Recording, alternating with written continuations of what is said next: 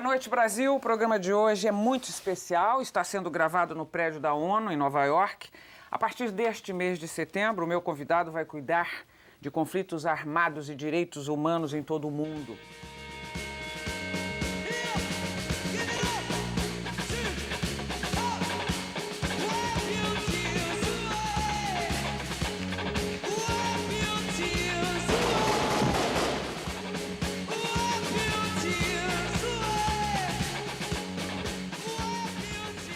Seu nome é Sérgio Vieira de Mello, ele é filho de Arnaldo e Gilda, irmão de Sônia.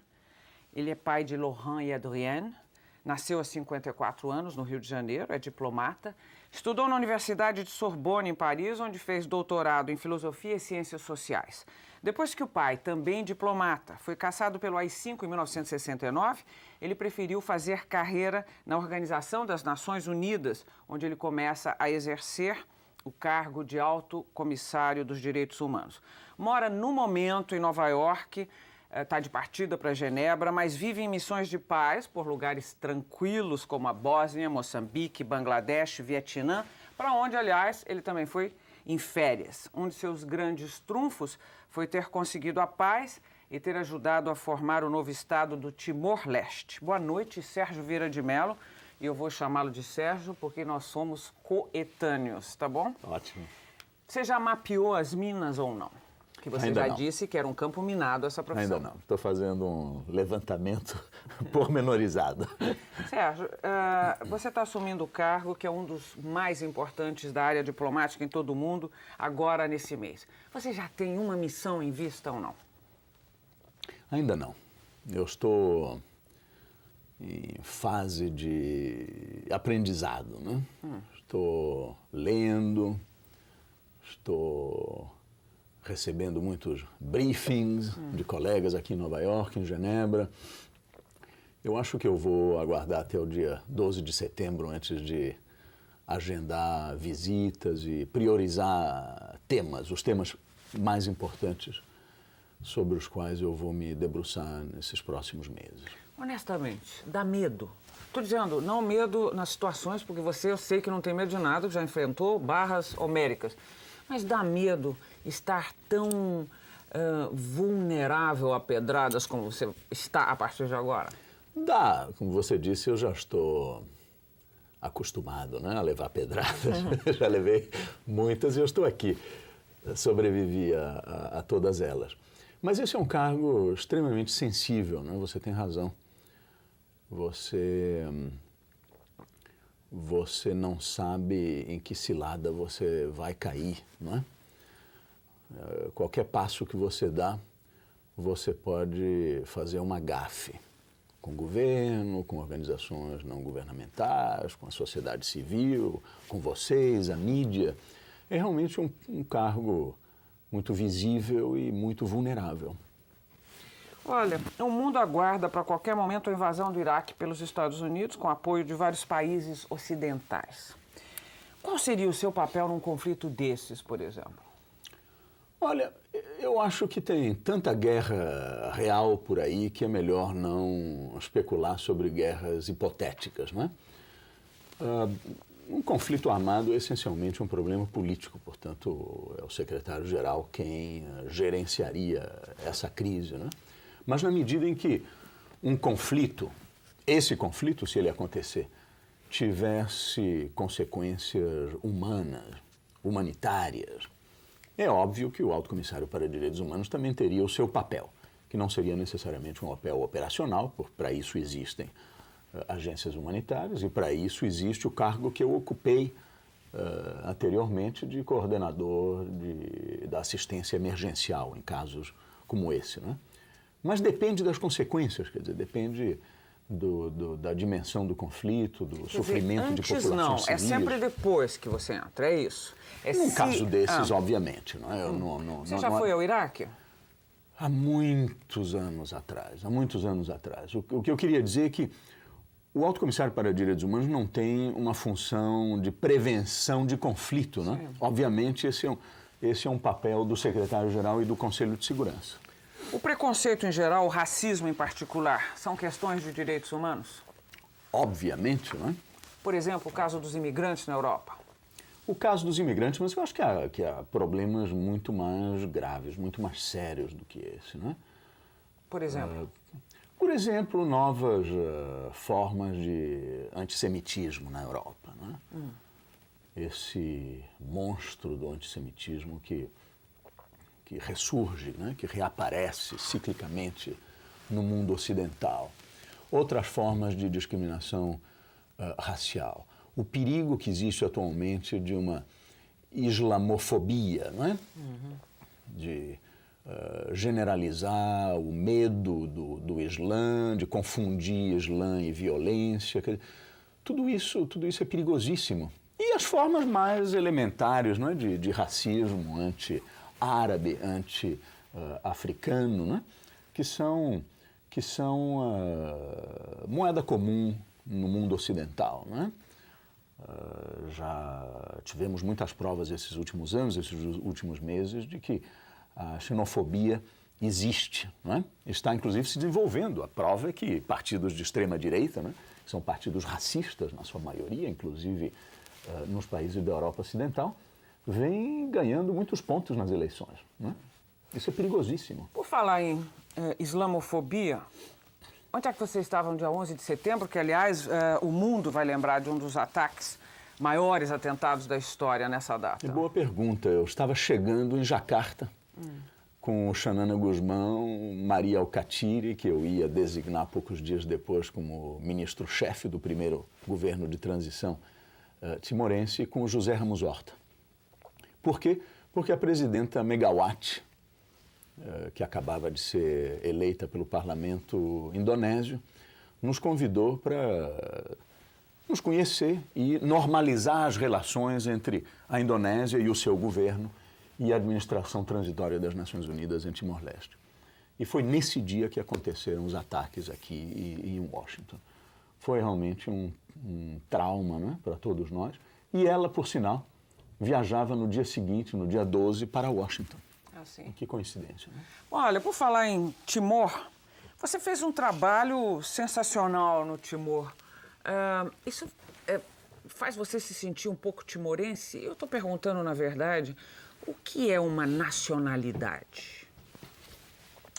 Olha, eu me senti timorense no dia em que eu cheguei em Timor-Leste, né? Por exemplo, você chega e faz o quê?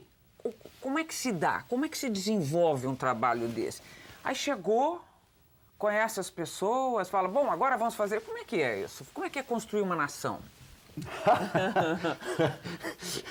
A resposta não é fácil, né? Como você deve imaginar. Quando eu cheguei em Timor-Leste, em meados de novembro de 1999, a primeira coisa que eu fiz, depois de levar um susto, né? Com a extensão da devastação, não é? do país, da infraestrutura, dos edifícios públicos, da propriedade privada, enfim. O que aconteceu ali foi pior que um terremoto, né? Foi uma violência sistemática e destruição premeditada, né? De toda a infraestrutura de um país. Depois de levar aquele susto, eu fui visitar o Xanana Guzmão. Foi o meu primeiro passo, porque eu sabia que eu só conseguiria implementar aquele mandato melindroso que o Conselho de Segurança, reunido a poucos metros daqui, nos acabava de dar, se eu trabalhasse em harmonia perfeita com a liderança timorense e não tentasse impor modelos importados, não é, ou experiências adquiridas em outros países, mas sim tentasse refletir e implementar as aspirações do povo timorense e da sua liderança. E foi por aí que eu comecei. E se conseguimos algo em Timor-Leste foi justamente graças a essa parceria com os timorenses e com os líderes timorenses, que são todos pessoas muito sensatas, responsáveis, equilibradas, né? O Timor-Leste tem essa sorte. Você conseguiria viver hoje sem o tumulto? Você sabe por que eu estou perguntando isso? Me lembro de um livro, Galeria del Corso, que narrava a história de correspondentes de guerra. Pessoas que tentavam depois viver uma vida adequada, vamos dizer, normal. E depois de um certo tempo ficavam indóceis e iam catar a guerra, catar o conflito. É a sua situação hoje, honestamente? Olha, um velho amigo meu, filho de um colega do papai, chamado Mário Santos, dizia há muitos anos atrás que eu padecia de inquietação. Não é?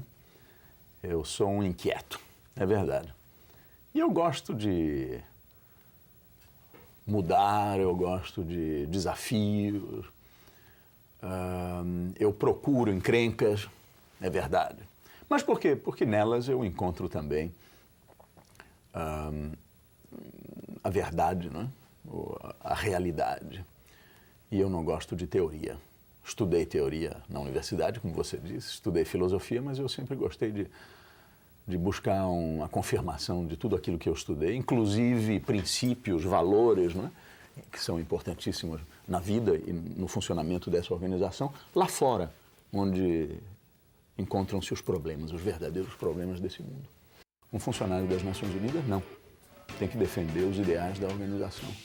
Portanto, se elevar, não é? Transcender interesses pessoais ou nacionais.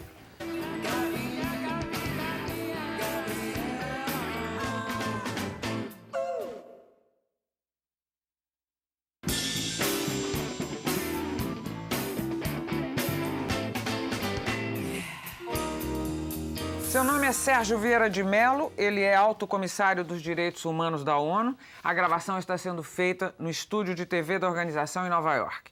Agora eu vou dar a enquete que está no ar pela internet. Você é patriota? Sim, sou brasileiro com muito orgulho e amor. Sim, acredito em nosso país. Não, com tanta injustiça é impossível ser patriota. Já fui, mas agora está difícil. Ou só sou em época de Copa do Mundo. Vote no site do programa através do www.sbt.com.br/de-frente-com-Gabi ou mande sua opinião pelo fax 0 operadora 11 3601 3532. O que aconteceu de fato com seu pai? Ele foi acusado de quê na época?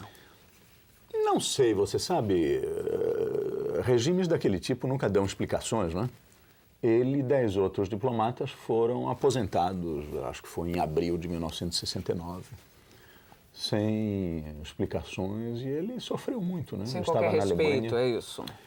Ele não foi perseguido, né? Foi aposentado, né? Foi uma medida administrativa. Ele estava na Alemanha naquela época, voltou para o Rio de Janeiro e morreu 4 anos depois, à sombra dos coqueiros da praia de Copacabana, que ele tanto gostava. Agora, você deve parte da sua carreira, ou deve a sua escolha, a essa situação do seu pai. Isso é fato. É, porque se ele não tivesse sido vitimado naquela época pelo AI-5, eu teria tentado o concurso para o Itamaraty. Eu teria provavelmente seguido a mesma carreira, né, diplomática.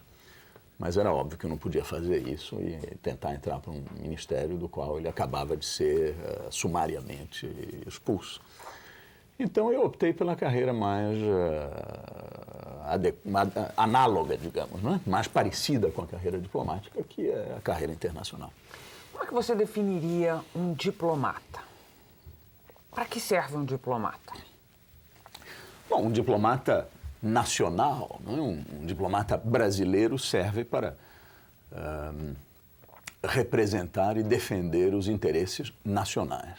A grande diferença entre um diplomata brasileiro e um brasileiro funcionário de carreira das Nações Unidas, o que você chama de diplomata da ONU, é que nós servimos a comunidade de Estados membros dessa organização. Servimos, portanto, a organização e não um Estado ou um grupo de Estados. E essa diferença é muito grande, não é? Porque você tem que aprender nas Nações Unidas a respeitar o que chamamos os princípios de Hammarskjöld, não é? Que foi um dos grandes secretários gerais dessa organização. E 2 desses princípios são fundamentais, são a independência e a imparcialidade. Você, quando representa um país, você não é nem independente nem imparcial, você é parcial. Você defende o seu país, os seus interesses. Não é? Um funcionário das Nações Unidas, não. tem que defender os ideais da organização.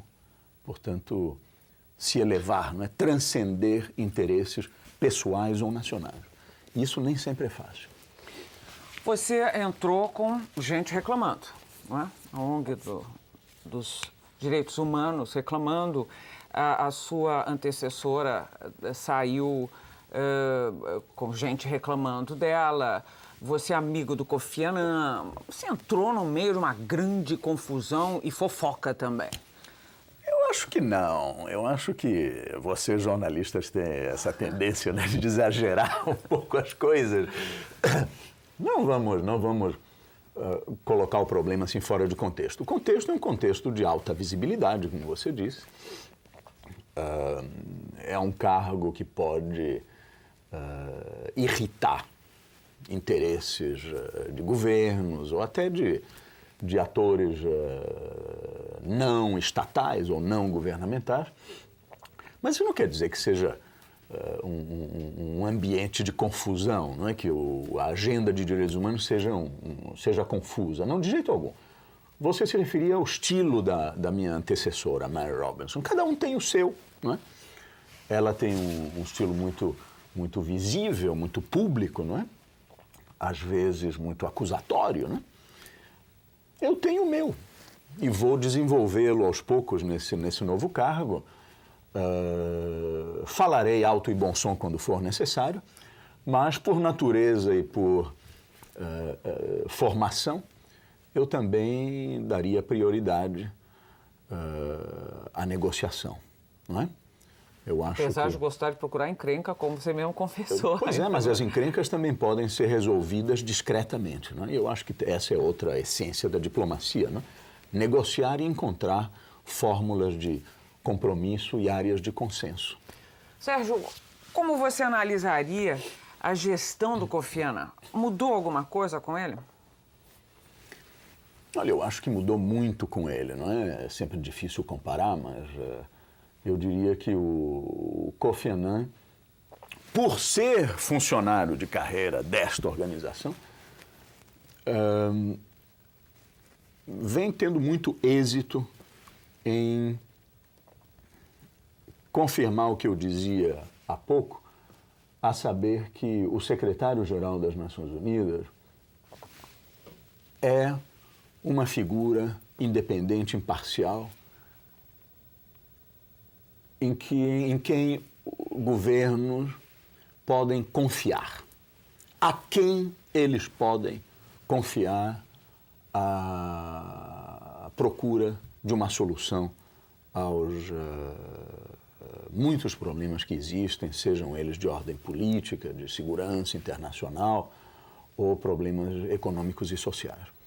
Eu acho que ele tem desempenhado um papel fundamental em reafirmar a importância dessa organização no gerenciamento dessas grandes contradições e crises internacionais que nós estamos atravessando. O fato de você ser brasileiro abre que portas e fecha quais? Honestamente. Eu acho que a minha nacionalidade fecha poucas portas e abre muitas. Eu já disse muitas vezes que ser brasileiro me ajudou nessa carreira, porque o nosso país é um país respeitado, é um país benquisto na cena internacional, no palco internacional. É um país que, na maioria dos conflitos, tem demonstrado neutralidade, equidistância. E na área de direitos humanos também desempenhou um papel extremamente importante, principalmente na Conferência de Viena, em 1993, da qual surgiu, não é, esse novo cargo de alto comissário para direitos humanos. Quem presidiu aquela conferência foi o Gilberto Saboia, um diplomata brasileiro de alto nível, extremamente competente, respeitado. E ele conseguiu salvar aquela conferência, né, que estava em águas turbulentas. E daquela conferência saiu uma declaração importantíssima, né? Pela primeira vez, todos os países do mundo reconheciam o caráter universal dos direitos humanos e aprovou a criação do posto de alto comissário para direitos humanos. Portanto, o Brasil é um país que tem uma atuação dinâmica e respeitada na arena internacional, e isso me ajuda. Mas eu vou fazer uma pergunta agora. Você, como brasileiro, pode, por exemplo, falar, por coincidência, eu venho para cá entrevistá-lo e aí abro os jornais e leio lá, o país que recebeu 30 bilhões de dólares de ajuda de um braço da ONU, né, o FMI, na verdade, no momento, está tendo que se explicar porque os credores estão com medo de não serem pagos.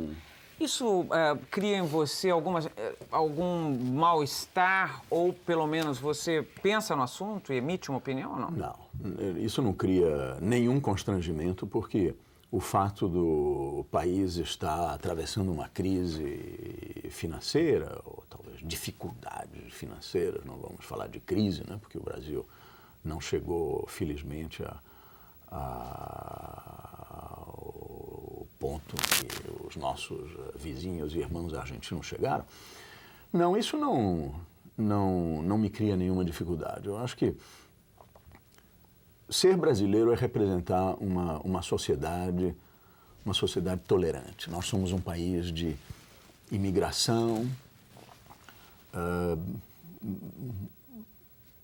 temos vínculos, temos laços com várias regiões do mundo.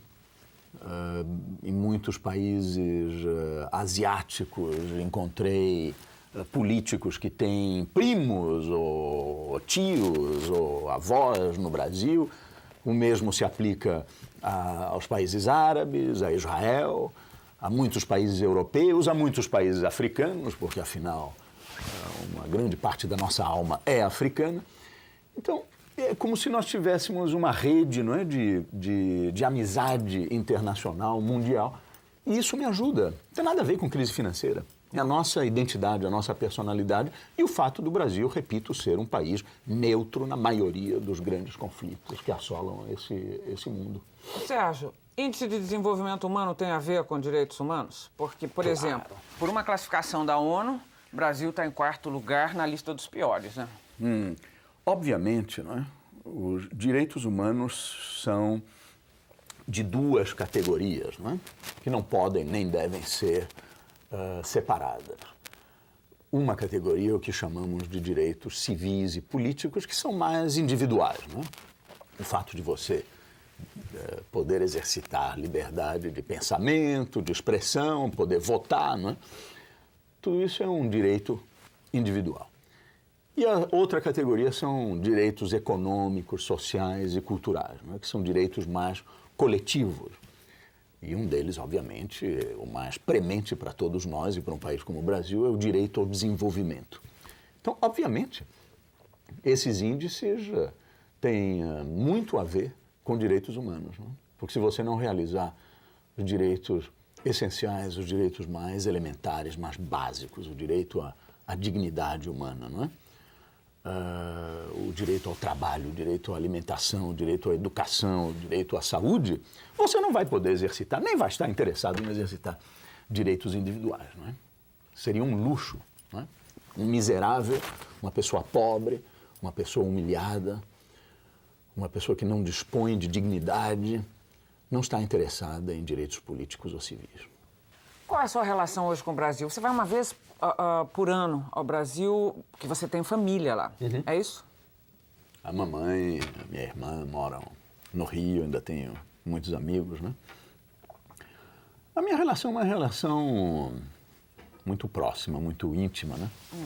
Quando aquele avião vai pousando ali no Galeão, né?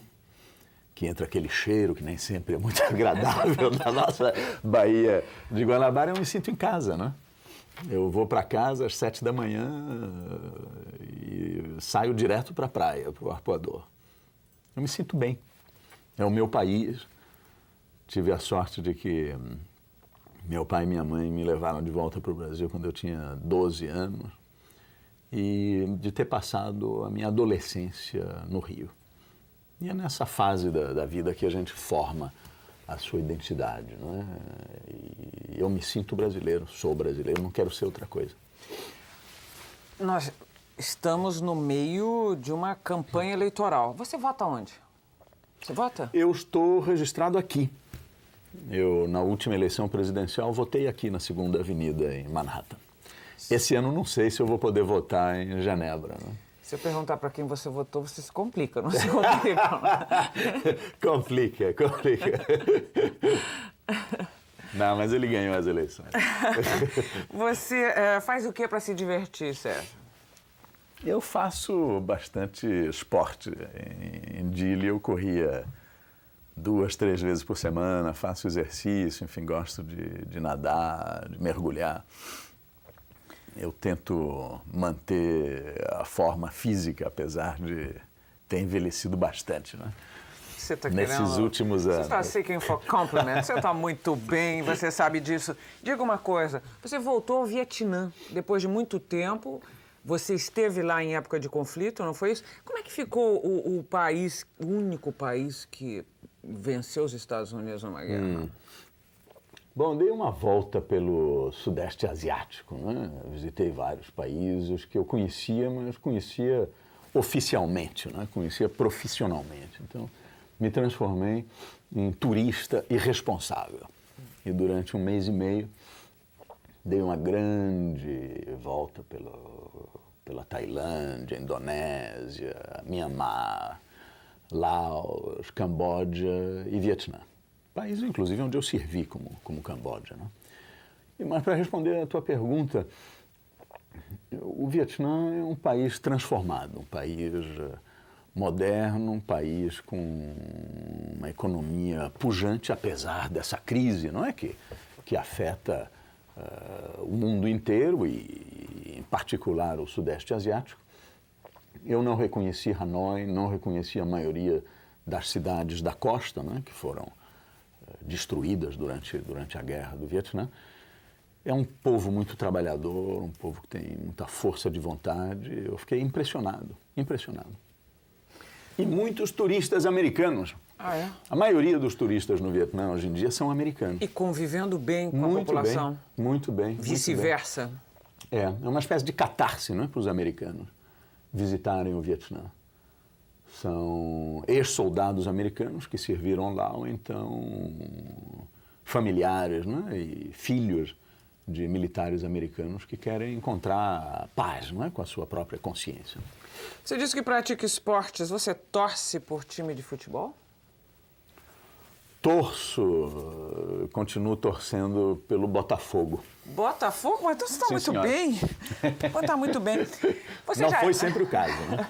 Você já disse uma vez que não gosta de comparar situações e eu concordo quando você diz que um drama é um drama, não existe um maior e outro menor.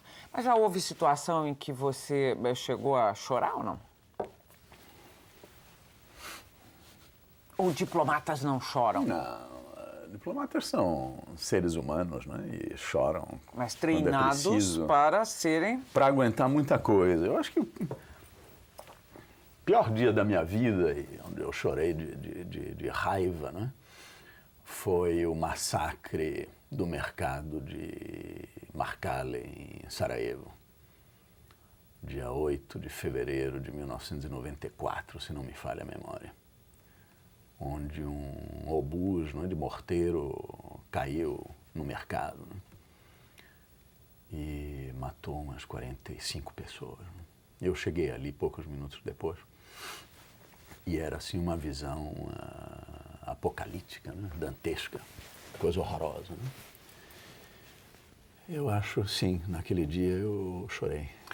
Você já correu risco de vida? Quer dizer, lógico que você vive em países em conflito, mas um risco próximo, direto, você já sentiu? Agora vou? Já, algumas vezes, né? Eu não quero dar a impressão de que nós somos Rambos, não é? Funcionários das Nações Unidas são aventureiros, né? Mas houve situações no Camboja, na Bósnia, onde eu me perguntei se não tinha chegado ao fim, não é? Olha, nós estamos falando de guerras. Nós estamos falando de política, mas acho que nós estamos falando de mais do que isso. Você que fez filosofia, você tem que me dizer uma coisa. Isso não é uma coisa de homem? O que é essa infinidade de guerras? O que significa isso? Isso tem a ver mesmo com testosterona? Tem a ver com a natureza humana? Você conhece mulheres belicistas ou não? Isso é uma função masculina mesmo? Essa é uma pergunta muito interessante, porque em Timor, você sabe ou não sabe que eu investi muito na política da nossa administração transitória na emancipação da mulher timorense. A mulher timorense era e continua sendo, infelizmente, um cidadão de segunda categoria. Mas em 2 anos e meio, eu acho que nós fizemos uma revolução silenciosa em Timor-Leste. Mais mulheres se elegeram para a Assembleia Constituinte, agora o primeiro parlamento de Timor-Leste, no ano passado, do que na maioria dos países ocidentais desenvolvidos, à exceção dos países escandinavos. Temos 25% de mulheres na polícia.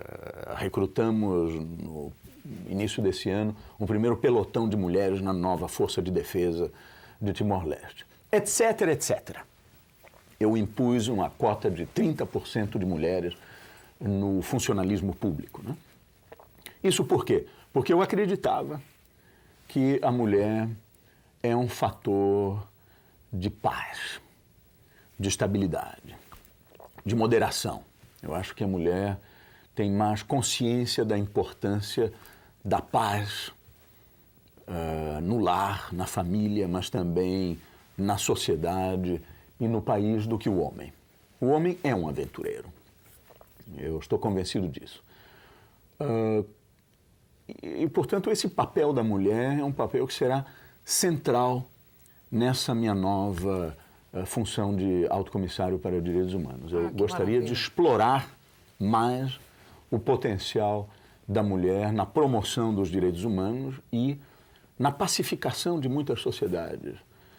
E com algumas exceções, hein? Porque em Ruanda as mulheres foram terríveis. As mulheres participaram do genocídio, as mulheres mataram, as mulheres assassinaram. Foi, eu acho, uma das raras exceções em que a mulher participou ativamente, às vezes mais do que o homem, num massacre, num genocídio, né? Mas, via de regra, eu repito, a mulher, ao contrário, é uma aliada desta organização na busca de soluções aos conflitos e de pacificação de sociedades conturbadas. Sérgio, você chega agora em Genebra e como é que se dá o seu trabalho? Você disse, eu vou usar mulheres, você vai formar um time. O que acontece você chegando em Genebra para a sua sede? Bom, a sede já existe, quer dizer, o Alto Comissariado para Direitos Humanos é uma instituição, não é? que existe e funciona bem. Portanto, eu vou ter que me integrar, não é? Naquela estrutura de recursos humanos, a maioria excelentes, mas também vou tentar formar a minha equipe de assessores mais diretos e de pessoas que eu conheço e em quem eu confio, não é? E essa equipe já existe aqui. Você não vai adiantar nada para mim, evidentemente. Não, mas são funcionários, são colegas, né? Pessoas conhecidas e com as quais já trabalhei no passado, né? Eu vou terminar o bloco com um quiz.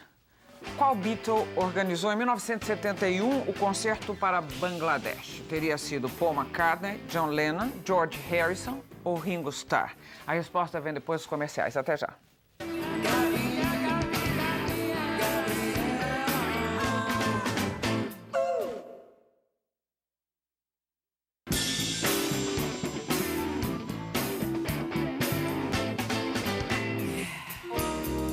O programa de hoje é especial, está sendo gravado no estúdio de televisão da ONU, em Nova York, onde vive e trabalha o meu convidado, o brasileiro Sérgio Vieira de Mello, alto comissário dos direitos humanos. A pergunta do meu quiz no bloco anterior é: qual Beatle organizou em 1971 o concerto para Bangladesh? Teria sido Paul McCartney, John Lennon, George Harrison ou Ringo Starr?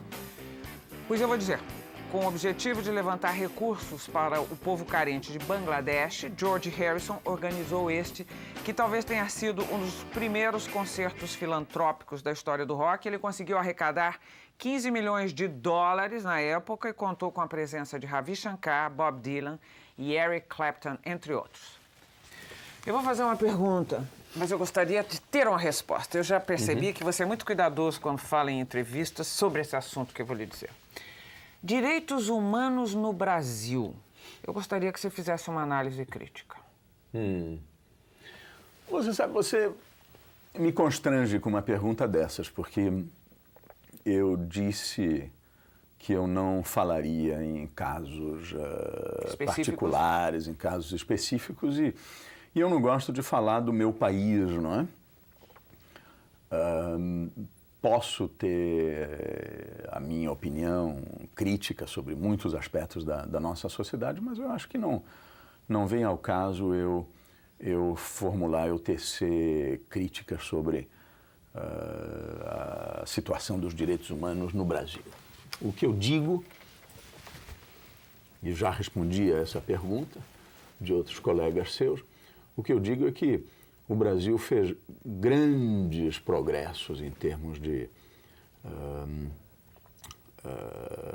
formulação de leis, não é? De normas, de programas de direitos humanos, mas que a capacidade de implementação do governo federal e dos governos estaduais é muito fraca. E eu acho que é nessa área que o país, enfim, que o governo, o próximo governo, deveria concentrar as suas energias. Como traduzir boas leis na prática, né? Porque boas leis que não são aplicadas não servem para nada, né? E eu acho que essa é a grande fraqueza do Brasil e de outros países em desenvolvimento. O Brasil é o país que tem aquela famosa frase, essa lei não pegou. Uma lei que não pega é um desastre. Chegou a hora do lambi-lambi. Para quem você vai mandar sua foto? Eu vou mandar para você. Essa é uma foto diferente, porque eu vou me embora daqui e depois mando por e-mail a foto pro meu entrevistado. Mas você tem direito a mandar para alguém. Para quem você quer mandar? Minha mãe. Vai mandar para sua mãe? Então espera aí. Deixa eu pegar um... Ó, tá lindo porque tem ONU atrás e tudo. Vou fechar mais. Sua mãe deve achar você um homem muito bonito, hein? Porque você é, Sérgio. Você é um homem muito bonito. Mãe, você deve fazer muito sucesso com as mulheres por aí, não faz? Seja honesto. Isso é o que vocês pensam, quem me der. Lá vai. Tá muito bonita mesmo. Lá vai, 1, 2 e... Pronto. Você vai mandar pra sua mãe, né? Bate-bola, jogo rápido. Vamos lá? É jogo rapidíssimo. A melhor e a pior lembrança na diplomacia.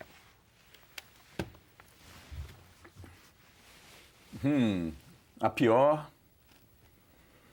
aquele bombardeio incessante de Sarajevo, no inverno de 93, 94. E a melhor, depois do massacre de Marcala em fevereiro, a negociação de um acordo que abriu uma estrada pelo aeroporto de Sarajevo, que libertou a população de Sarajevo, que restabeleceu a liberdade de movimento da população de Sarajevo, que estava cercada, né? Pelas forças sérvias. Um orgulho e uma decepção. Orgulho de ter participado da criação de uma nova nação chamada Timor-Leste. Trabalho de equipe. Mas, enfim, de ter liderado aquela equipe me deu muita satisfação. Uma grande decepção, o fato do conflito no Sudão. Ninguém fala da guerra no Sudão, mas essa guerra dura no sul do país desde 1956. E eu servi lá em 72, 73, quando eu ainda era muito, muito jovem e começava a minha carreira nessa organização. E pensar que aquela guerra continua e que as populações civis do sul do Sudão continuam sofrendo 30 anos depois é, quem sabe, a minha maior frustração. A palavra mais bonita e a mais feia? A mais bonita é justiça. A mais feia, violência. Uma saudade boa e uma saudade aliviada? Saudade boa, a saudade da praia de Ipanema. Todo ano você sabe que ela tá lá. Eu alivio essa saudade. Saudade aliviada eu não entendo bem o que você Uma saudade quer que dizer você com isso. teve de alguma coisa e já resolveu. Não, nenhuma. As saudades que eu tinha eu continuo tendo, ainda não consegui aliviar. E Sérgio Vieira de Mello por Sérgio Vieira de Mello? Em que sentido? Sérgio Vieira de Mello on Sérgio Vieira de Mello. É nesse sentido. É difícil falar de si próprio, né? Não sei, uma pessoa simples, uma pessoa direta, uma pessoa que tem convicções, que tem muitas fraquezas também, que tem dúvidas, mas que sempre conseguiu superá-las porque ele continua acreditando, né, talvez ingenuamente, na capacidade de melhorar a vida de muita gente servindo essa organização. Eu acho que essa organização contribui para o progresso da história. Sou ingênuo? Eu espero que não. Obrigada pela entrevista. Muito obrigado, Gabi. E obrigado a vocês em casa. Até a próxima.